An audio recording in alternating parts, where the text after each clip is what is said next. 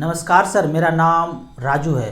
Profit from mutual fund 1 crore है और tax इसमें जीरो कैसे हो सकता है, इस वीडियो में बताएंगे कि रियली में 1 करोड़ रुपया का अगर प्रॉफिट भी हुआ है म्यूचुअल फंड से तो टैक्स जीरो हो सकता है। As per income tax law है, लॉ का नाम है सेक्शन 54F के अंतर्गत हम ये रिबेट ले सकते हैं। जितना भी गेन हो जाए वो जीरो कर सकते हैं। मान लेते हैं कि 2 लाख रुपया आपने एक फंड में रखा, म्यूचुअल फंड में, इक्विटी म्यूचुअल फंड में, स्मॉल कैप मिड कैप में रखा और 22 साल से रिमेन इन्वेस्टेड है और वो 1 करोड़ रुपया हो जाता है। कंपाउंडिंग का खेल चलता गया और वो 1 करोड़ हो गया। देखते हैं, ये लाइव रिकॉर्ड है। फंड का नाम है निप्पॉन इंडिया ग्रोथ फंड। यहाँ पे 2 लाख रुपया वन टाइम, एक ही बार, महीना सालाना नहीं बोल रहा हूँ, एक बार 2 लाख रुपया डाला 9 फरवरी 2001 में और आज वैल्यू हो गया 1 करोड़ 67 लाख। 22% का रिटर्न कंपाउंडिंग दिया तो इतना हो गया। दूसरा फंड है फ्रैंकलिन इंडिया प्राइमा। यहाँ पे भी 2 लाख रुपया वन टाइम रखा, वही 2001 में, और 22 साल के बाद 1 करोड़ 18 लाख हो गया। तीसरा फंड देखते हैं टॉरस डिस्कवरी। यहाँ पे भी 2 लाख रुपया लगाया वन टाइम और इसने बनाया 21 लाख। क्यों? क्योंकि इसका बेस देखिए कितना है, 78। तो एक गाना हमेशा मैं गुनगुनाने में बोलता हूँ, बेबी को बेस पसंद है, मुझे एयूएम पसंद है। दोनों का एयूएम देख लीजिए, 7600 करोड़ 13,000 करोड़। इसका एयूएम 78 करोड़। आगे नाथ न पीछे पगार। न जाने कितना फंड मैनेजर यहाँ पे चेंज हुए होंगे, पता नहीं, पर यहाँ पे जिस फंड मैनेजर को इतना एसेट मिल जाएगा वो कोई चेंज करना नहीं चाहेंगे कि कहीं और चला जाऊँ। यहाँ से कहाँ जाएंगे वो? 10,000 करोड़ 15,000 करोड़, कितना ऑलरेडी उतना एयूएम है ही इनके पास, तो जाने की जरूरत नहीं है। तो एयूएम हमेशा देखना है, 1 साल 2 साल का परसेंटेज देखने से अच्छा है एयूएम देखना है। यहाँ पे एनुअल कंपाउंडिंग रिटर्न एवरेज देखते हैं तो 18% का हुआ है। तो 2 लाख का वैल्यू 1 करोड़ हो गया, तो गेन हो गया। अब दूसरा एक एग्जांपल लेते हैं कि आपने यहाँ तो एक बार जमा किया 1 करोड़ हो गया।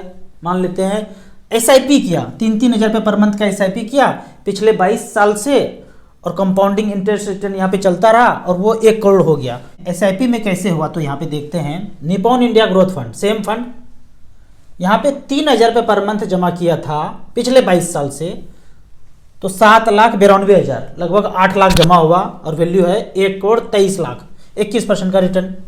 फ्रैंकलिन ने यहाँ भी लगभग 8 लाख जमा हुआ, 97 लाख बना है। टॉरस डिस्कवरी ने 47 लाख बनाया है।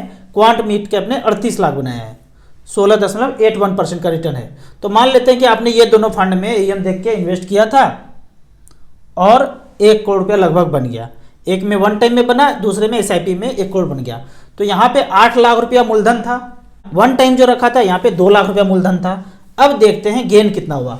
1 करोड़ लगाया था, 2 लाख माइनस कर दीजिए, मूलधन 2 लाख था तो बचा 98 लाख आपको गेन हुआ। और म्यूचुअल फंड में बोलते हैं 1 लाख आपको छूट है, कभी भी सेल करेंगे 1 लाख गेन और छूट है, तो 1 लाख और माइनस कर दीजिए, बचा कितना? 97 लाख। अब 97 लाख पे 10% टैक्स देना पड़ेगा, 9,70,000। 10% ही टैक्स देना है। लॉन्ग टर्म कैपिटल गेन कितना?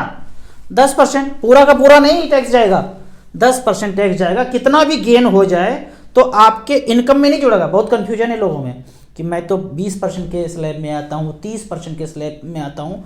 आप कहीं भी आते हैं, नीचे से ऊपर, कहीं आसमान में हैं, जहाँ भी हैं, आपको म्यूचुअल फंड में टैक्स 10% ही देना है। आपका इनकम 10 लाख है, 20 लाख है, 1 करोड़ है, 100 करोड़ है, कितना भी है, म्यूचुअल फंड का गेन इनकम में नहीं जोड़ा जाता है। जो भी गेन होगा उस पर 10% ही देना है, चाहे कोई भी हो। तो 97 लाख का 10% 9,70,000 टैक्स देना है। अगर ये बचाना है तो बोलता है वो सेक्शन जो ऊपर बोला था कि इस सारे पैसे का घर खरीद लीजिए। इस सारे पैसे का बोला था 20-22 साल रेंट पे रहिए, जहां भी रहिए, मजे से रहिए, काम कीजिए, और अब वो टाइम आ गया कि अपना घर लेना है तो ये सारे पैसे का आप घर ले लीजिए, तो टैक्स आपको जीरो देना पड़ेगा। अब यहाँ पे भी एक खेल है कि सपनों का घर लेना है तो कैसे लेना है। यहाँ देखते हैं, फ्लैट लेना है, बड़े शहर में रह रहे हैं या गांव में घर बनाना है, जो भी करना है, प्लॉट खरीद लिया, फ्लैट खरीद लिया, जो भी कर लिया, तो यहाँ पे है कि नया घर या पुराना घर, नया फ्लैट या पुराना फ्लैट। तो मान लेते हैं कि एक फ्लैट का कॉस्ट 50 लाख रुपया है और इसको आप पहले से प्लान कर लेते हैं कि पुराना घर लेना है, 10 साल के बाद लेना है। इस फ्लैट का कॉस्ट जो बन चुका है 10 साल के बाद 3 से 4% ही ग्रोथ है, अगर आप सर्वे करेंगे पुराना घर पिछले 15 साल पिछले 10 साल में कितना ग्रोथ हुआ तो पता चलेगा 3 से 4%। मैं ये 4% मानता हूँ। तो यहाँ पे देखते हैं 50 लाख रुपया का फ्लैट था, अभी नहीं खरीदेंगे, अभी रेंट पे ही रहेंगे। 10 साल के बाद लेंगे तो 4% के रेट से ग्रोथ होगा तो ये 74-75 लाख का मिलेगा।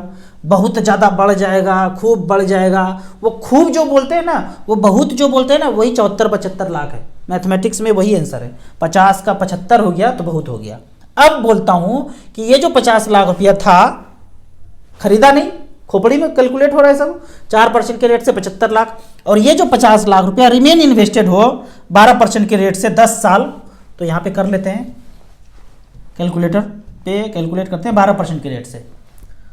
सेम 10 साल में 50 लाख का वैल्यू 1,55,00,000 हो जाता है। तो ये घर 10 साल के बाद खरीदेंगे, वही घर, पुराना वाला घर ही, नया घर नहीं खरीदना है। नया घर खरीदने से मैं मना करता हूँ। क्यों? मार्केटिंग का कॉस्ट है, प्रॉफिट है बिल्डर का जिसने बनाया है, लोन लेके वो घर बना रहे हैं तो लोन भी चुकता करना है, प्रॉफिट भी करना है, मार्केटिंग भी करना है, बहुत तरह का खर्चा है। वो सब खर्चा को काट करके आप पुराना घर लेते हैं तो सब पीछे विदा हो जाता है, धीरे धीरे धीरे करके इरेज हो जाता है वो। तो अब वो पैसा अगर आपका रिमेन इन्वेस्टेड है, मेरा इन्वेस्टेड है, मैं अभी भी रेंट पे हूँ, वो बढ़ रहा है 12% के रेट से, खरीद लूँगा घर। अब दौर चल रहा है कि घर खरीदूंगा, तो 12% के रेट से वो 50 लाख 1,55,00,000 हो गया। अब ये फ्लैट पुराना वाला कितना का था? 50 का 75 हो गया, तो 2 फ्लैट ले सकते हैं। चलो एक ही फ्लैट लेंगे, 75 लाख माइनस कर दीजिए, प्लस 75 लाख सरप्लस हो गया। तो रिटायरमेंट का ज़िंदगी जीना है, बैडमिंटन सुबह सुबह खेलना है। 14-15 साल हम भी नहीं खेले थे बाबूजी, आपको स्टेटस पे दिख रहा होगा ना, ये तो मज़े कर रहा है, रोज़ बैडमिंटन खेल रहा है वाइफ के साथ। भाई 14 साल का वनवास झेल चुके हैं, कुछ भी नहीं करते थे। आज मौका मिला है, ये पैसा सरप्लस है, सब खर्चा काटने के बाद भी ये पैसा बच जाएगा तो बैडमिंटन खेल रहे हैं, काम करने जाते नहीं हैं, 1-2 घंटा वीडियो बनाने आते हैं, उसके बाद कोई काम नहीं है दिन भर। तो इस तरह से, इस तरह का क्वेश्चन आपके मन में हो तो वैलिड क्वेश्चन आप पूछिए, इसका वीडियो हम बनाएंगे। तो सेक्शन कौन सा था जिसके तहत जितना भी पैसा झोंक देंगे घर में, पहला घर में, तो सेक्शन 54F, यहाँ पे छोटा छोटा एक नियम है कि जब आपने म्यूचुअल फंड बेचा, साल भर के अंदर नया फ्लैट खरीदना पड़ेगा या 2 साल के अंदर अपना घर बनाना पड़ेगा। ये 2 गा हो गया। अब तीसरा गा और भी है कि आप जब बना लिए या खरीद लिए 3 साल तक फ्लैट नहीं बेचना पड़ेगा। 3 को गा था, तो इसको याद कर लीजिए। आपको इसी तरह म्यूचुअल फंड के बारे में और कुछ जानना है, इन्वेस्टमेंट के बारे में जानना है, तो इस नंबर पे मुझे व्हाट्सएप कर सकते हैं। आपको म्यूचुअल फंड में पहली बार इन्वेस्ट करना है तो दिए हुए ऐप में रजिस्ट्रेशन करने के बाद हमसे जुड़ सकते हैं। ऐप का और मेरी सर्विस का लाइफ टाइम कोई चार्ज नहीं है। वीडियो अच्छा लगे तो व्हाट्सएप यूनिवर्सिटी में दोस्तों के बीच इसे जरूर शेयर करें। यूट्यूब पे देख रहे हैं तो लाइक एंड शेयर जरूर करें। Thank you so much.